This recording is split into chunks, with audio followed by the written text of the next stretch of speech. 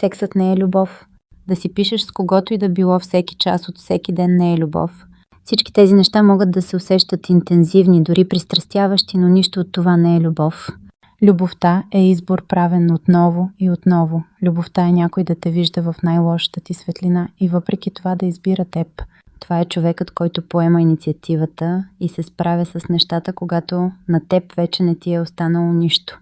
Това е този, който те успокоява докато се разпадаш, който ти напомня за доброто в теб, когато всичко, което виждаш, са недостатъците ти.